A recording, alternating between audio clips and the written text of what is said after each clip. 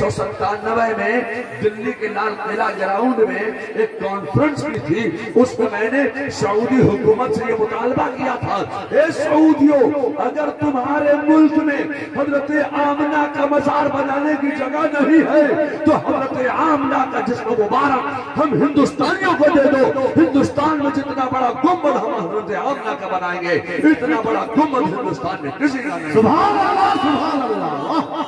لوگوں میں کہنا چاہتا ہوں آپ کے اس مدرسہ غوثیہ عبیدیہ کا کمال یہ ہے کہ اگر یہ دو بچے اگر مدرسہ غوثیہ عبیدیہ میں اگر داخلہ نہ لیتے تو یہ نامعلوم کہاں جا کر کون سے کھیت میں یہ چنے چھیلتے ہوتے، ڈھونڈتے ڈھونڈتے ہوتے، کون سی ٹرین میں جا کر یہ چائے بیچتے ہوتے۔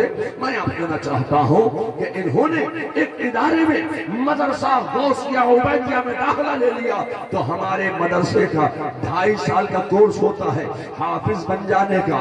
اگر طالب علم کا ذہن اچھا ہے تو وہ 2.5 سال میں حافظ قرآن ہو جاتا ہے۔ میں آپ کہنا چاہتا ہوں دستر بندی کا جلسہ ہے۔ اللہ اکبر یا رسول اللہ، اللہ اکبر یا رسول اللہ۔ جلسہ دستار بندی کیا عجیب و شان ہے، جلسہ دستار بندی کیا عجیب و شان ہے۔ بزم میں دولہا بنا، بزم میں دولہا بنا، بزم میں دولہا بنا تو حافظ قرآن دستار بندی کیا عجیب و شان ہے، جلسہ دستار بندی کیا عجیب و شان ہے۔ এবারে দস্তার হচ্ছে জনাব হাফিজ নজিবুর রহমান সাহেব। নারে তাকবীর, নারে রিসালাত, মাসলাকে আলা হযরত। যারা হাফেজ পাস করলো দস্তরবন্দি হলো, যারা যা প্রেজেন্টেশন দেবেন এখন হুজুরের তাকরীরের পর বেয়াদবি কেউ করবেন না। হ্যাঁ, ওরা যে দাদা উপহার দেবে হুজুরের তাকরীর হবে তারপরে দেবে। জলসা দস্তার বন্দি क्या अजीब शान।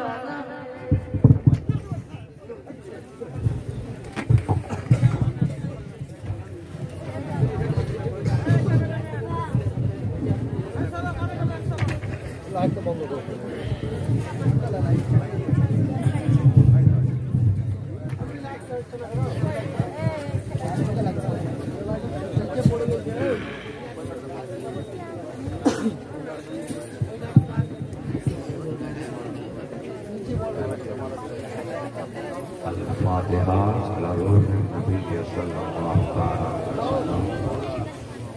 اللہ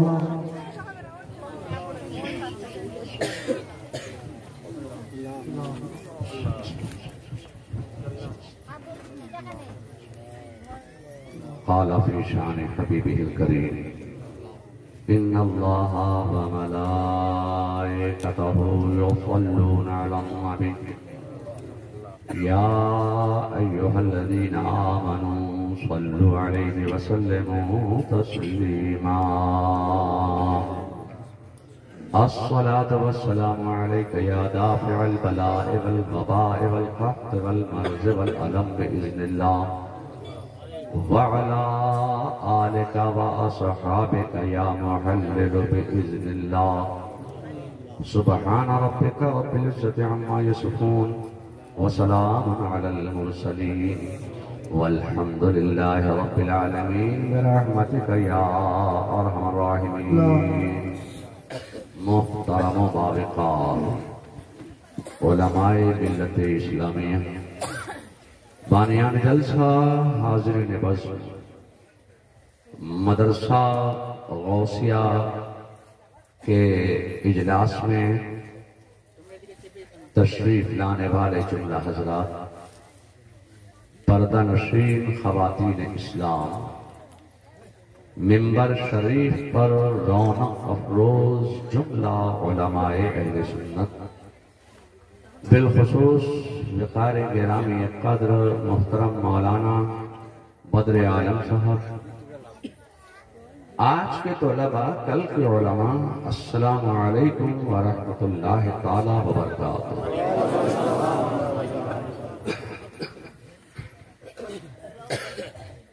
آج میں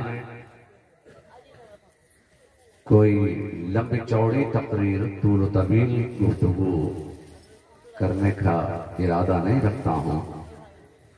مختصر سے وقت میں آج میں حقائق کی چند باتیں آپ کے اذہان میں اتارنے کی سعادت حاصل کرنا چاہتا ہوں۔ اتنا وقت نہیں کہ میں کوئی لمبا چوڑا خطبہ پڑھوں، قرآن کریم کی کسی نہ کسی مقدس آیت کا انتخاب کروں، پھر اس کا ترجمہ بیان کروں، پھر اس کا شان نزول بیان کروں، پھر اس کی تفسیر بیان کروں، پھر کچھ اشعار کا انتخاب کروں، پھر تقریر کے لیے کچھ تمہید بیان کروں۔ اگر میں یہ سب کچھ کروں گا تو تقریر کب کروں گا؟ اس لیے آج میں بغیر کسی تمہید کے اپنی گفتگو کا آغاز کروں گا۔ آپ کے اس نارائن پور میں یہ مدرسہ غوثیہ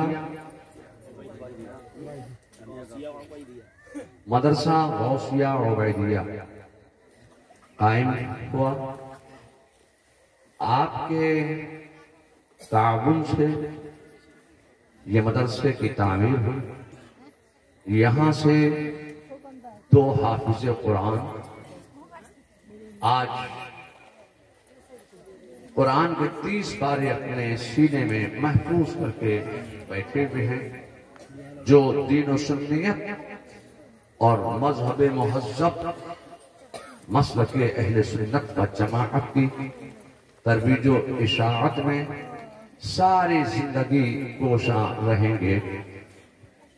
تو میں آپ سے یہ کہنا چاہتا ہوں کہ ہمارے مقابلے میں ایک فرقہ گستاخی رسالت کی بنیاد پر عالم وجود میں آیا اور انہوں نے مسلمانوں میں کنٹروورسی پیدا کرنے کے لیے، اختلاف پیدا کرنے کے لیے ایک جملے کی بڑی تشہیر کی، بہت گھر گھر لوگوں میں جا کے اس بات کی تشہیر کی کہ انسان جب زمین میں جائے گا تو زمین انسان کے جسم کو گلا دے گی، سڑا دے گی، کھا لے گی، فنا کر دے گی۔ یہ انسان مٹی کا ہے، مٹی میں مل جائے۔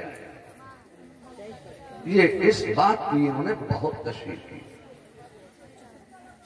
اب میں آپ سے کہنا چاہتا ہوں کہ آپ کہتے ہیں کہ انسان جب زمین میں جاتا ہے تو زمین اس کو سڑا دیتی ہے، گلا دیتی ہے، فنا کر دیتی ہے، زمین انسان کے جسم کو کھا جاتا ہے۔ اعلیٰ حضرت فاضل بریلوی فرماتے ہیں کہ اللہ تبارک و تعالی نے زمین کو یہ طاقت دی ہے، یہ قوت دی ہے۔ اللہ تعالی نے زمین میں یہ طاقت و قوت و توانائی ودیعت فرمائی ہے کہ انسان جب زمین میں جاتا ہے تو زمین انسان کے جسم کو گلا دیتی ہے۔ مگر میں آپ سے کہنا چاہتا ہوں کہ اگر کوئی حافظ قرآن ہو گیا، اگر کسی کے سینے میں قرآن کے 30 پارے محفوظ ہو گئے اور وہ اسے یاد رہے، اب جب وہ قبر میں جاتا ہے تو اب زمین حافظ قرآن کے جسم کو گلاتی نہیں ہے، سڑاتی نہیں ہے، کھاتی نہیں ہے، فنا نہیں کرتی ہے۔ کیوں؟ یہ قرآن کا معجزہ ہے، یہ قرآن کا معجزہ ہے کہ قرآن کے 30 پارے اس کے سینے میں رکھے ہوئے ہیں تو زمین حافظ قرآن کے جسم کی حفاظت کرتی ہے۔ کیوں؟ اس لیے کہ اس کے سینے میں قرآن رکھا ہوا ہے، قرآن کے 30 پارے رکھے ہوئے ہیں۔ یہ قرآن کا معجزہ ہے کہ زمین حافظ قرآن کے جسم کو گلاتی نہیں ہے بلکہ حفاظت کرتی ہے۔ اب میں آپ سے کہنا چاہتا ہوں کہ جب زمین حافظ قرآن کے جسم کی حفاظت کرتی ہے تو صاحب قرآن کا عالم کیا ہوگا؟ جب حافظ قرآن کے جسم کی زمین حفاظت کر رہی ہے تو صاحب قرآن کا عالم کیا ہوگا؟ میں آپ سے کہنا چاہتا ہوں کہ زمین صاحب قرآن کے جسم مبارک کی کیسی حفاظت کر رہی ہوگی؟ جب حافظ قرآن کے جسم کی زمین حفاظت کرتی ہے تو صاحب قرآن کی زمین حفاظت کر رہی ہے۔ مگر میں آپ سے کہنا چاہتا ہوں کہ زمین کا وہ حصہ جو میرے مصطفیٰ جان رحمت صلی اللہ علیہ وسلم کے مقدس جسم ناز سے مس کر گیا ہے، خدا کی قسم زمین کا وہ حصہ عرش اعظم سے بھی افضل ہو گیا۔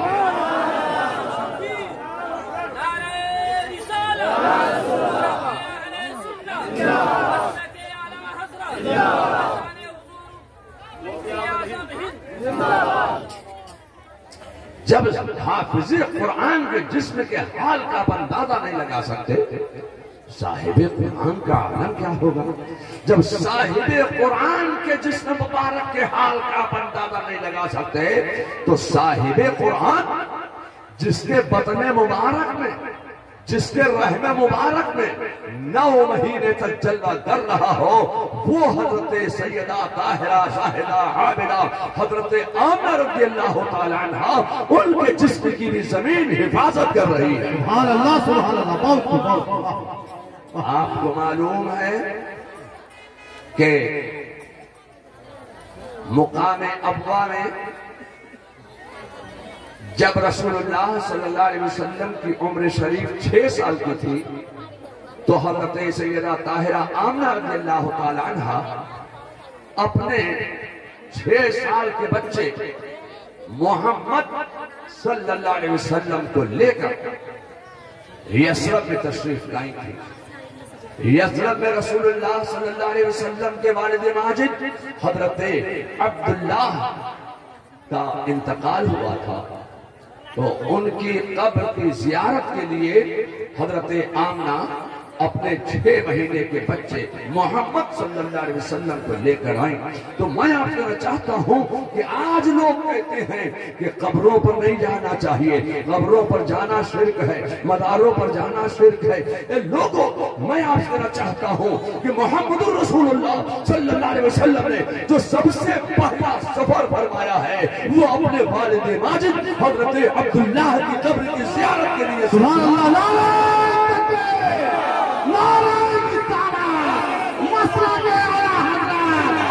محبت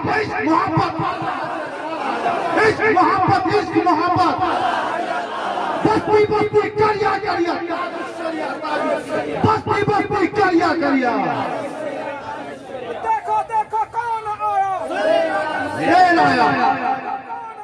سنیوں کا شیر، سنیوں کا شیر، میرے مصطفیٰ جان رحمت صلی اللہ علیہ وسلم کو مصطفیٰ جان رحمت کی والدہ حضرت آمنہ نے جو پہلا سفر کرایا وہ عبداللہ جو رسول اللہ کے والد ہیں ان کی قبر کی زیارت کے لیے پہلا سفر کرایا۔ میں آپ سننا چاہتا ہوں کہ مزارات کی زیارت کی نیت سے سفر کرنا یہ میرے مصطفیٰ کی سنت ہے۔ سبحان اللہ سبحان اللہ سبحان اللہ، بہت لوگوں کتنا عرصہ وہاں رہے، اس کے بعد جب واپسی ہوئی تو واپسی پر مقام ابوا میں حضرت سیدہ طاہرہ آمنہ رضی اللہ تعالی عنہ کا وصال ہو گیا۔ رسول اللہ صلی اللہ علیہ وسلم نے اپنی والدہ ماجدہ کی قبر تیار فرمائی، دفن کر دیا۔ ایک دور گزر جانے کے بعد اس زمانے میں آج تک وہ قبر آمنہ، مزار آمنہ محفوظ تھا۔ اہل سنت و جماعت کے لوگ مقام ابوا پر جاتے اس پہاڑی پر اور حضرت آمنہ کی قبر کی وہ زیارت کرتے اور فاتحہ پڑھتے۔ अदियाने बातला कहा है बातला, इन सऊदियों के दिल का कोढ़ फूटा। तो इन सऊदियों ने उस पहाड़ी को बिल्डोजर से पलट दिया। जब पहाड़ी को बिल्डोजर से पलटा तो हजरत आमना रज़ियल्लाहु ताला अन्हा का जिस्म मुबारक जाहिर हो गया। मैं आपको कहना चाहता हूँ कि ये सऊदी हजरत आमना के जिस्म मुबारक को उठाकर नामालूम जगह पर ले गए। तो मैंने 1997 में दिल्ली के लाल किला ग्राउंड में एक कॉन्फ्रेंस की थी। उसमें मैंने सऊदी हुकूमत से ये मुतालबा किया था, सऊदियों, अगर तुम्हारे मुल्क में हजरत आमना का मजार बनाने की जगह नहीं है तो हजरत आमना का जिस्म मुबारक हम हिंदुस्तानियों को दे दो। हिंदुस्तान में जितना बड़ा गुम्बद हम हजरत आमना का बनाएंगे, इतना बड़ा गुम्बद हिंदुस्तान में किसी का नहीं। सुभान अल्लाह, सुभान अल्लाह। लोगों, मैं कहना चाहता हूँ आपके इस मदरसा गौसिया उमैदिया का कमाल ये है कि अगर ये दो बच्चे अगर मदरसा गौसिया उमैदिया में अगर दाखिला न लेते तो ये नामालूम कहाँ जाकर कौन से खेत में ये चने छीलते होते, ढूंढते होते, कौन सी ट्रेन में जाकर ये चाय बेचते होते। मैं आपको कहना चाहता हूँ कि इन्होंने एक इदारे में मदरसा गौसिया उमैदिया में दाखिला ले लिया तो हमारे मदरसे का 2.5 साल का कोर्स होता है हाफिज बन जाने का। अगर तालिब इल्म का जहन अच्छा है तो वो 2.5 साल में हाफिज कुरान हो जाता है। मैं आपसे कहना चाहता हूँ कि 2.5 साल में इस मदरसे ने आपके बच्चे को हाफिज कुरान बना दिया। उसका मकाम यह है कि जिंदगी में उसका क्या मकाम है वो आप मुझसे बेहतर आप जानते हैं कि आप पीछे हो गए, ये आगे हो गए। सुभान अल्लाह, बहुत कुछ। ये मोहल्ले के इमाम हो गए, मस्जिद के इमाम हो गए, हाफिज साहब हो गए, कारी साहब हो गए, अब ये इमाम साहब हो गए। जिंदगी में ये मकाम, मरने के बाद भी ये मकाम है कि जमीन हाफिज कुरान के जिस्म की हिफाजत करती है, साहिब कुरान के जिस्म की जमीन हिफाजत कर रही है। साहिब कुरान जिसके बतन में 9 महीने तक जलवा कर रहा है उसकी भी जमीन हिफाजत कर रही है। ये लोगों, अपना अपना मकाम है। ये इन अदियाने बातला को, फिरकाए बातला को जो बात आम आदमी के लिए कहना चाहिए थी वही बात इन्होंने नबियों पर फिट की, वही बात इन्होंने वलियों पर फिट कर दी।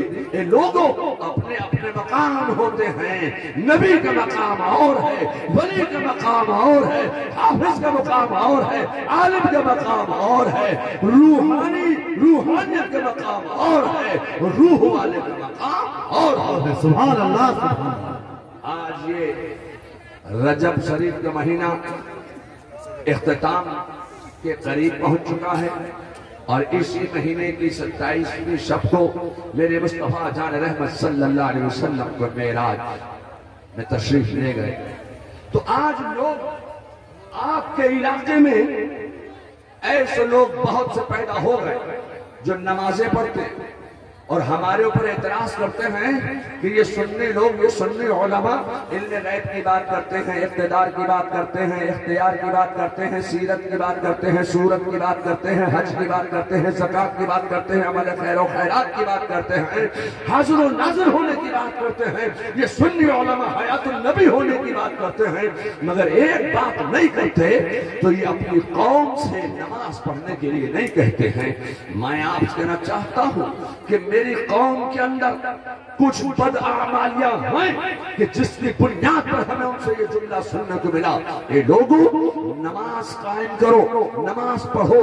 नमाज तमाम इबादत में सबसे अफजल इबादत है, नमाजें पढ़ो।